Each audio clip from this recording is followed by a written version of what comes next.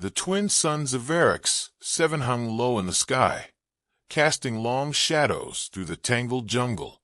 The air was thick with moisture, carrying the scent of alien flora and the distant cries of unseen predators. A branch snapped beneath his boot, and John Reaper Kane froze, inhaling sharply. His body, hardened by a lifetime of war, was damp with sweat and streaked with dirt. His bare hands clenched into fists, the only weapons he had left. A guttural laugh echoed from behind. "They always run," a voice sneered, distorted by an alien dialect. Like frightened prey. Kane exhaled slowly. The Tarek mercenaries were close. ****2 close****. He had seen them before, on distant battlefields where credits dictated allegiances. They were towering brutes, clad in thick armor, their reptilian hides layered beneath heavy plating. Blood money had brought them here, but it was sport that kept them entertained. To them, Kane was just another prisoner thrown into the wild, given a false sense of hope before they closed in for the kill. He had no weapons, no supplies, only time. A voice crackled over an alien comlink, its grating tone betraying excitement. "The human is slowing down. The scent is strong." Kane gritted his teeth.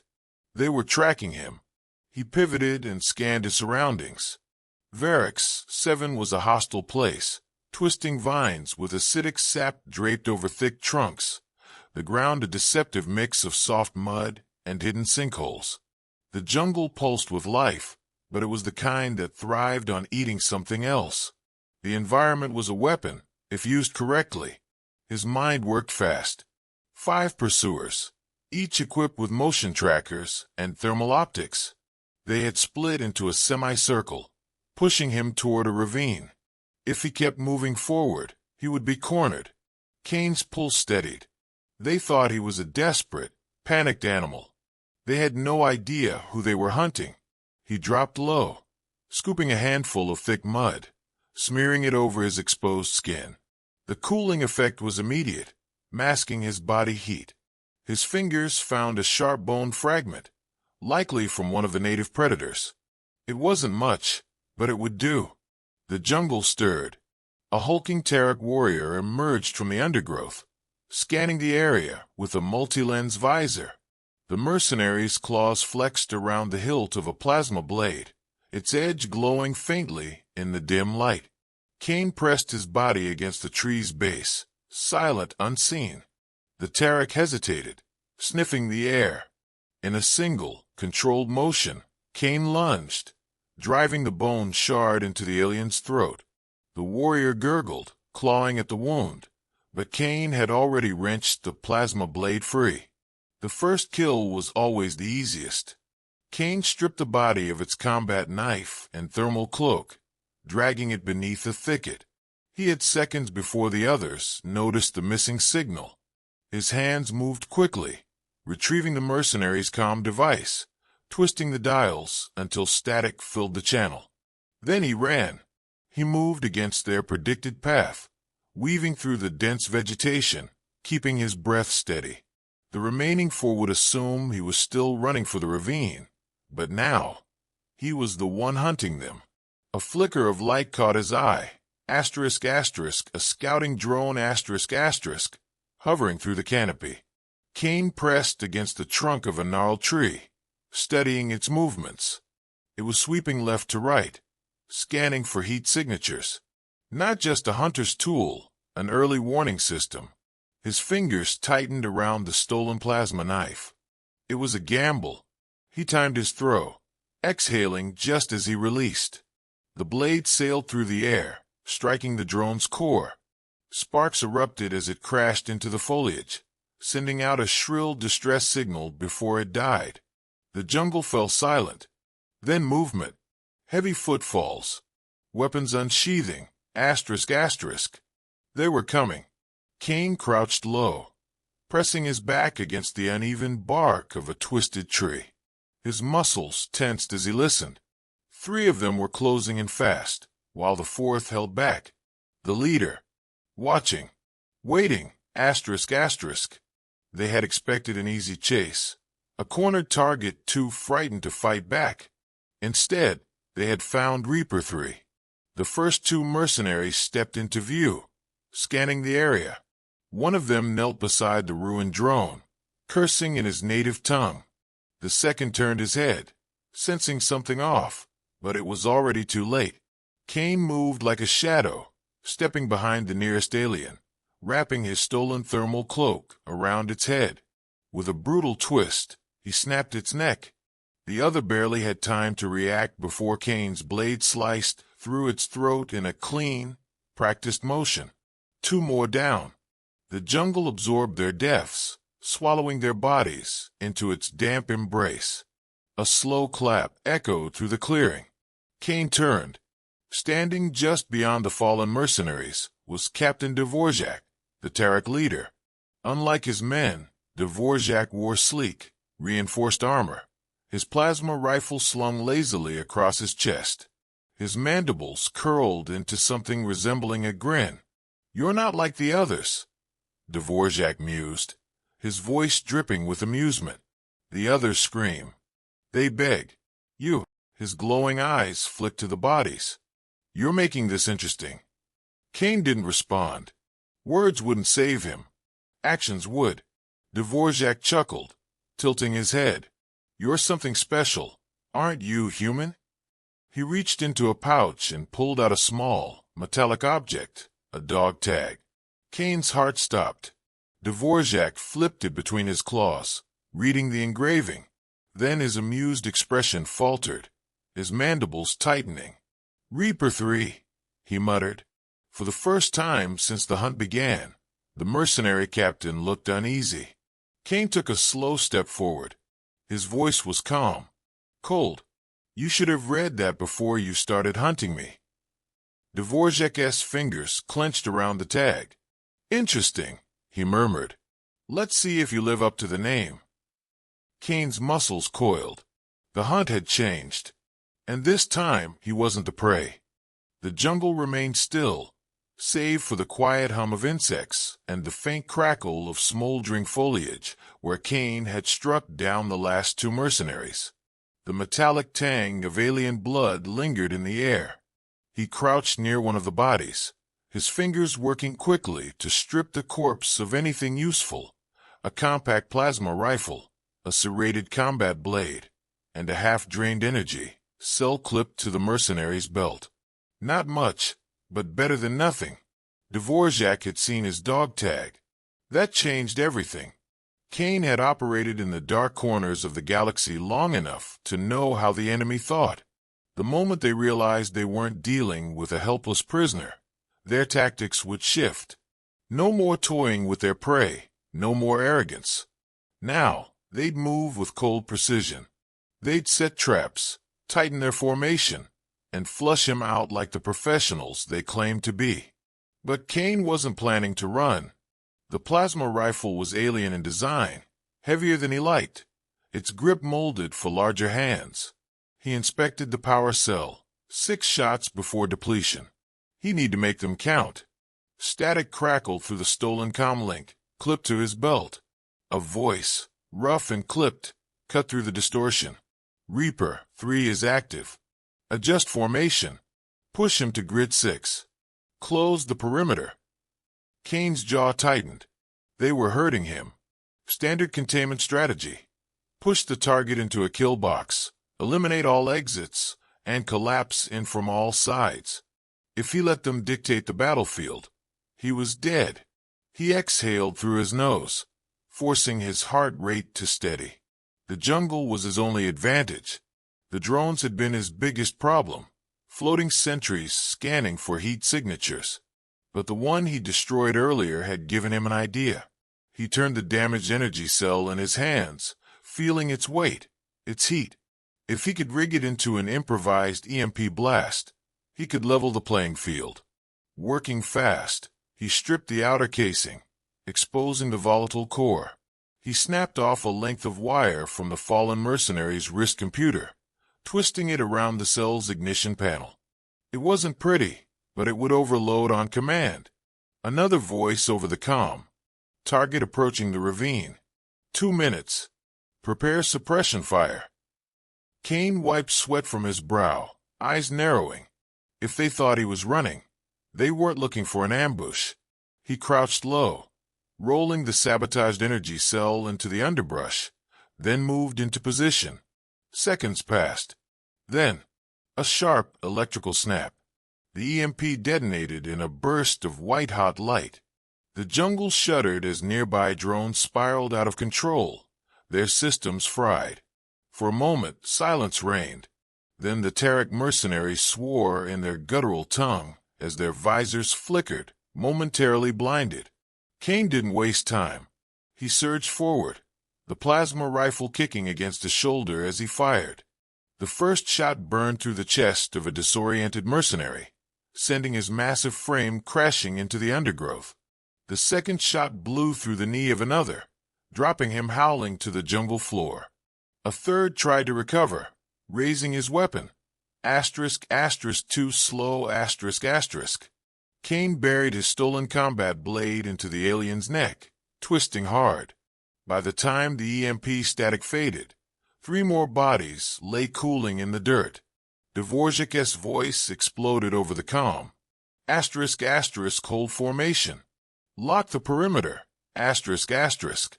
Kane grinned darkly, wiping alien blood from his blade. There was no formation left to hold. The remaining mercenaries had pulled back, regrouping near the jungle's edge. Kane moved with practiced silence, slipping through the foliage, closing the distance. He needed to hear them, needed to know their next move. "We underestimated him," one growled, his voice thick with anger. Dvorak was calm. Too calm. "He's an operator," the captain said. This was expected. There was a pause. "Deploy the hounds."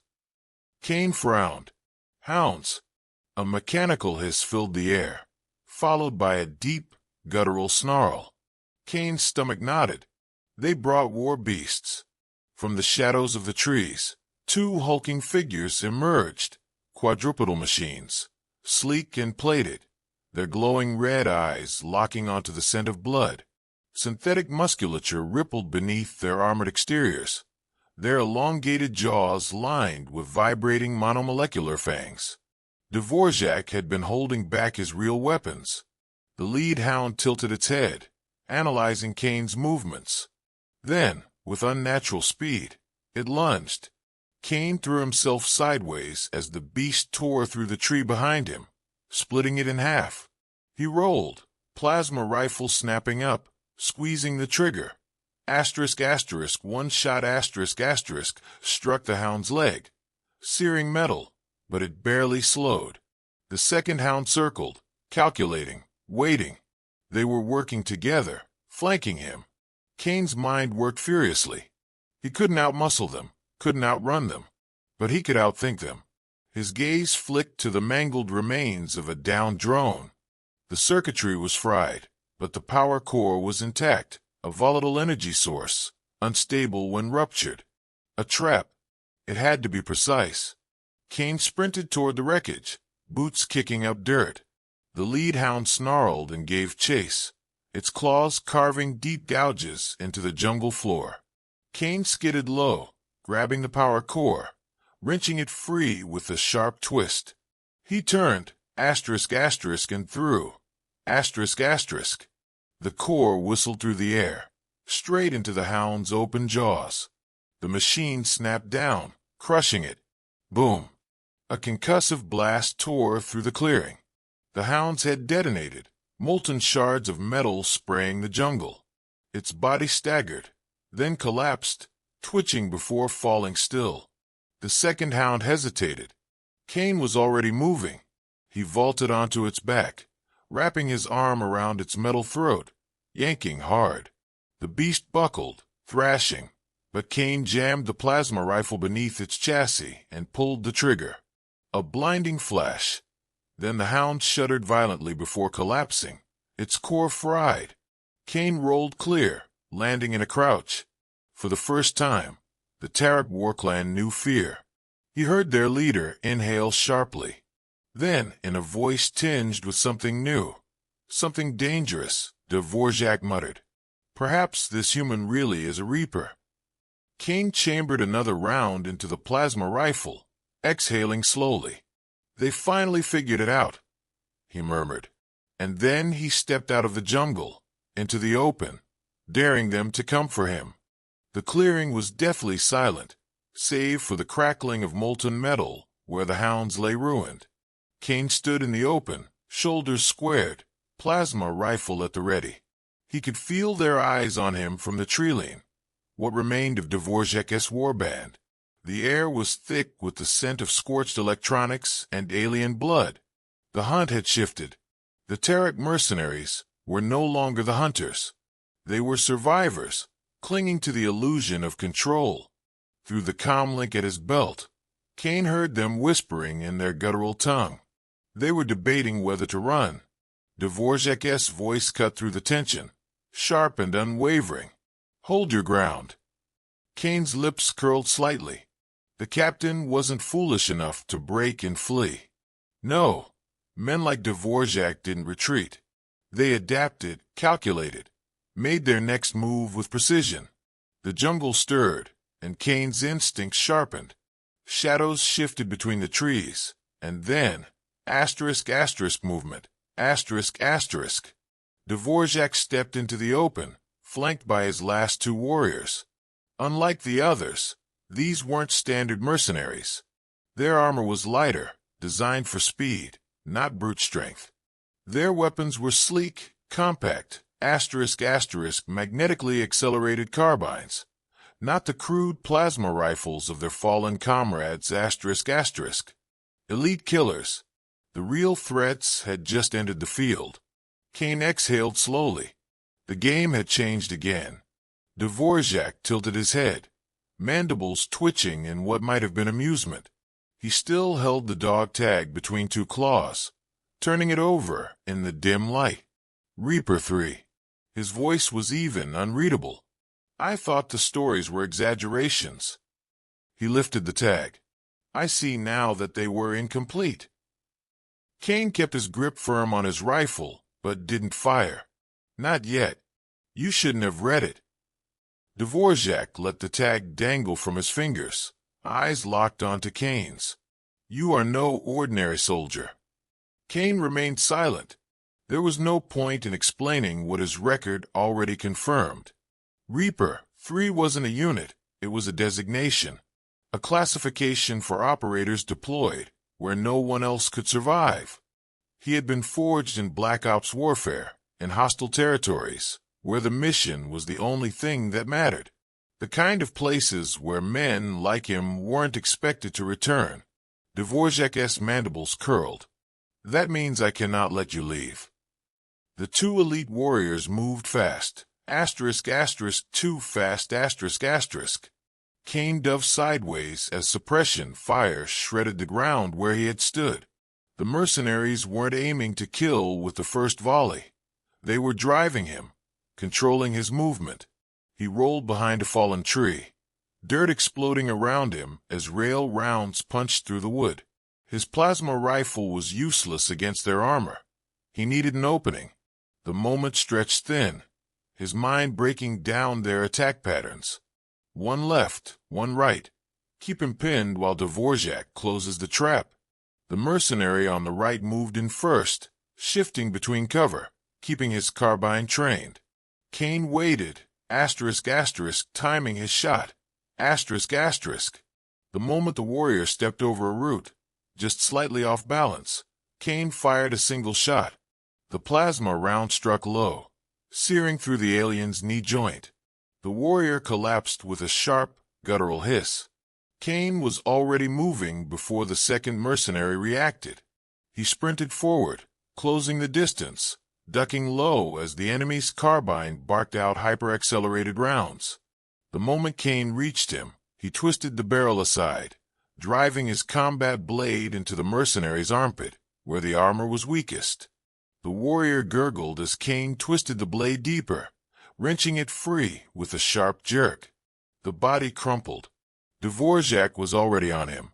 The Terran captain moved like a specter, faster than something that size should be able to. His plasma sword ignited in a violet arc, slashing toward Kane's chest.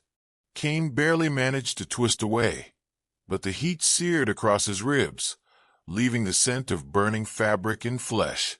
He gritted his teeth, ignoring the pain. Dvorak pressed the attack, his strikes precise, relentless.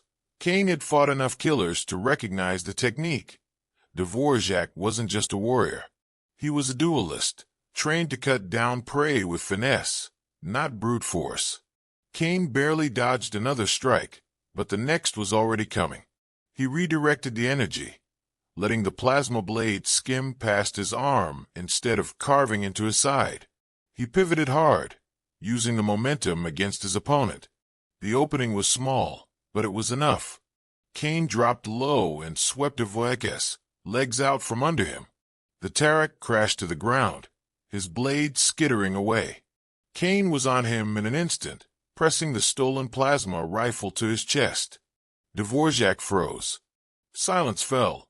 Kane's breath was steady, but his finger didn't tighten on the trigger. Not yet. Dvorak exhaled slowly. You won't kill me. Kane's grip remained firm. You sure about that? Dvorak's mandibles twitched in a half-smirk. If you wanted me dead, you would have pulled the trigger already. Kane said nothing. Dvorak studied him for a long moment, then spoke with something almost like admiration. You are not like the others we have hunted. You don't fight for survival. You fight to win. Kane's voice was low, steady. Survival is just winning the long game. Dvorak chuckled, the sound deep and unsettling. Perhaps. Then he did something unexpected. He tossed the dog tag toward Kane. It clinked against the dirt near his boot. A simple motion, but a deliberate one. I have seen enough, Dvorak said, slowly pushing himself to his feet. He did not reach for his weapon. His eyes locked onto Kane's, unreadable. Kane retrieved the tag, letting the cool metal rest in his palm. He said nothing. Dvorak tilted his head. You have earned the right to walk away. Kane studied the mercenary captain. He could tell the alien meant it. There was no deception in his stance, no coiled aggression waiting to strike. Kane exhaled, pocketing the tag. He took a slow step back, then another. Dvorak nodded once. Until we meet again, REAPER-3. Kane didn't respond. He turned and walked toward the jungle. He had no doubt they would. The jungle swallowed Kane whole, its dense foliage muffling the world behind him. He moved quickly, but without panic, weaving through the undergrowth like a shadow.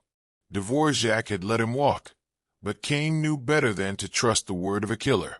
Tarak honor was flexible at best, lethal at worst. If the captain had a change of heart, he'd send more hunters after him before Kane reached the drop zone. The comm link at his belt crackled, faint but insistent. He slowed, pressed a finger against the channel switch. A voice, garbled but unmistakable, pushed through the static. Asterisk asterisk REAPER-3. Do you copy? Asterisk asterisk. Kane exhaled sharply. He recognized that voice. Copy. A brief pause, then relief bled into the reply. Asterisk asterisk Jesus. You're alive. Asterisk asterisk. Mostly. Kane's eyes flicked skyward. If they were reaching out, that meant extraction was in play. Asterisk asterisk situation report. Asterisk asterisk. Kane moved as he spoke, keeping his pace steady. They underestimated me. Didn't last long. A low chuckle. Asterisk asterisk, that's a goddamn understatement. We intercepted mercenary chatter. Sounds like you left a trail of bodies behind you. Asterisk asterisk. They asked for it. Asterisk asterisk well, you'll be happy to know we got your beacon. We're inbound. ETA 10 minutes. Asterisk asterisk. Kane's jaw tightened. 10 minutes was a long time in enemy territory. Make it 5. Asterisk asterisk not up to me, brother. Hold your ground. Asterisk asterisk. The signal cut, leaving only the jungle's distant hum. Kane pressed forward, his every step deliberate. The weight of the stolen plasma rifle was familiar now, its grip molded to his hand. If they came for him again, he'd be ready. He moved through a dried-out riverbed, its cracked earth a reminder that this planet was barely clinging to life. The mercenaries had chosen it as a hunting ground, a place to spill blood for sport. They had expected prey. Instead, they had found something else entirely. A shift in the air. Kane stilled. Not alone. He turned slowly, eyes scanning the dense growth. Then, a flicker of movement, Dvorak. The Terek captain stood at the edge of the trees, hands loose at his sides, his plasma sword still holstered. He had followed Kane, but not with a weapon drawn. Not yet. Kane didn't raise his rifle. Not yet. For a moment neither moved. Then Dvorak spoke, his voice measured. "My men are dead because of you." Kane didn't blink. They died hunting the wrong man. A slow exhale from the alien. Perhaps. His mandibles flexed slightly. But I did not give the kill order. Kane's eyes narrowed. This wasn't an ambush. Dvorak tilted his head. "Do you know why we took this contract?" Didn't care enough to ask. A low rumble of amusement. "Most of my kind hunt for pride, for dominance. But I hunt for knowledge." His eyes gleamed. "I wanted to see what the Reapers really were, to test if the stories were true." Kane remained silent. "I expected a warrior," Dvorak continued. "I found something else." Kane finally spoke. "And," Dvorak took a step forward, unhurried. "And now I know." His mandibles curled slightly. "You are not just a soldier, Kane. You are a survivor, a force of nature. You do not fight like prey. You do not even fight like a predator." His eyes darkened. "You fight like something worse." Kane didn't deny it. Dvorak exhaled, something unreadable in his gaze. Then he slowly reached into his belt pouch and tossed something through the air. Kane caught it without thinking. A data chip. Kane turned it over in his palm. "What's this?" "Information," Dvorak said simply. "On the people who put this contract out on you. The ones who paid for your execution." Kane's grip tightened around the chip. He hadn't thought about it until now. He'd been too focused on surviving. Dvorak's mandibles flexed in what might have been respect. "You are owed answers. I am giving you a place to start." Kane studied him for a long moment. "Why?" Dvorak's expression was unreadable. "Because I will hunt you again one day. And when I do, I want you at your best." Kane let out a slow breath. "You wouldn't be the first." Dvorak gave a slight nod. Then, without another word, he turned and melted into the jungle. Kane didn't follow. The distant roar of engines broke the silence. Kane lifted his gaze as a dark shape cut across the sky. Extraction had arrived. He pocketed the data chip and kept walking. This wasn't over. Not even close.